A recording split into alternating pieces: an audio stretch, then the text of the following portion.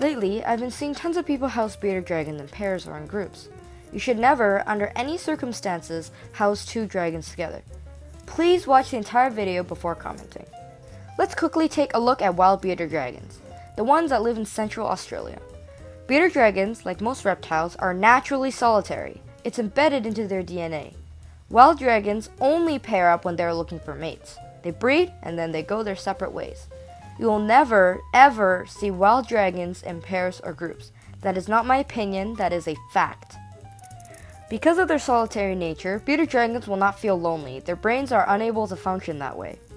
If two dragons met in the wild, they'll both puff up at each other, like male betta fish, and then they will either leave or fight it out, seeing which one is stronger, which usually results in one of the dragons being severely injured or dying.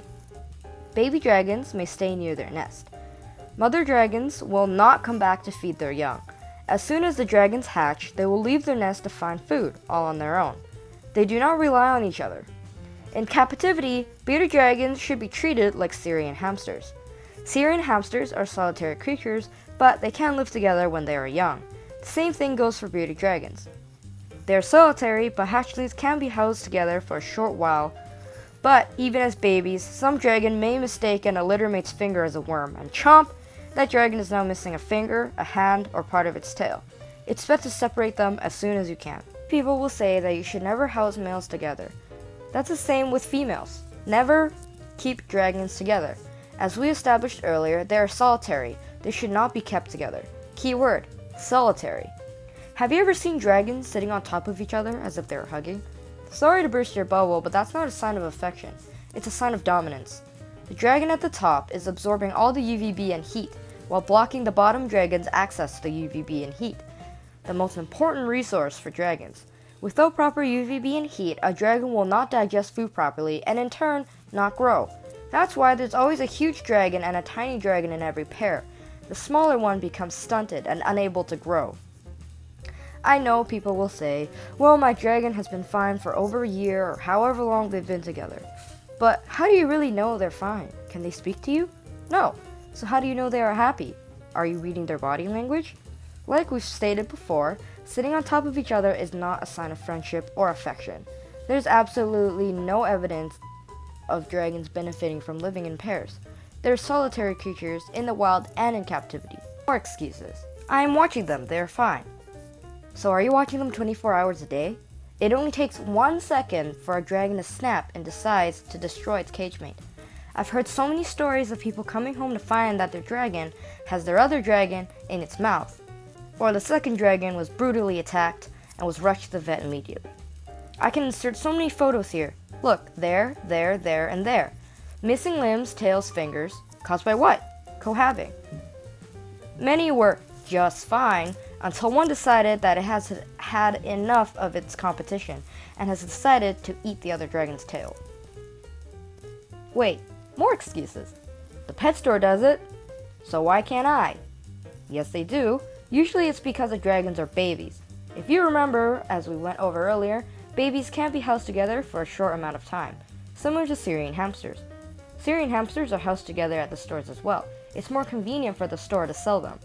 If a pet store does it, it doesn't mean it's okay. Do your research, the most important thing. Maybe your neighbor keeps their dog locked in a shed outside all day. Does that mean you should do that too? No, that's cruel and unreasonable. Dogs are social creatures and enjoy interacting with other dogs or humans. Bearded dragons are not social creatures and don't enjoy interacting with other dragons.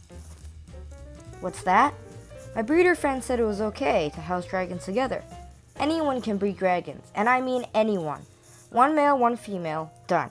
If a person is a breeder, it doesn't mean they know everything. Sure, your mom's cousin's neighbor may be a dog breeder, but do you think they know everything about dogs? No, that's impossible. It's the same with pet stores or bearded dragon breeders. They may sell and breed dragons, but they may not give out the proper information all the time. It is always best to do your research instead of listening to one person. So if you don't believe me, go do some research. Look up the photos of bearded dragons who are bitten by their cage mates. Look up the wild behaviors of bearded dragons, and then tell yourself it's okay to house them together because you want to. Many pet stores and breeders will give you a discount when you buy a pair of dragons. Why? because they want the profit. A good, responsible breeder would never give you a buy two, get a discount. Maybe you want to breed dragons. That's why you want to house them together. Even if you are hoping to breed, you should never house them together. You'll need to supervise them while they are together because the male will bite and attack the female. It's part of their mating ritual, which can lead to the death of the female. As we have established earlier, wild dragons meet together to breed and they go their separate ways. So after they breed, separate them into their own enclosures. Please do your research before getting an animal, and please do not house your bearded dragons together, for their safety. It is very selfish of the owner to house two dragons together simply because you want to, and ignore the dangers. If you do truly love your pets, why would you want to put your dragon in harm's way? Even if there is a slightly lower chance of females fighting, why would you want to risk that? Because you're too lazy to separate them? Because you think it's cute? Because you're irresponsible, refusing to accept the facts? Bearded dragons do not get lonely, and they do not need a companion. They're solitary, and we can't change that. It's wired into their brains. So for the last time, please do not house your dragons together, because you never know when one of them will strike. At the end of the day, if you are housing your dragons together, they are your responsibility, so please be a responsible person. And if you don't believe me, like I said earlier, maybe you should go do some more research and then form your own opinion on keeping dragons together. I hope you learned something, and I know there will be a lot of controversy for this, but I did want to put it out because I'm tired of people putting their dragons together because it's cute.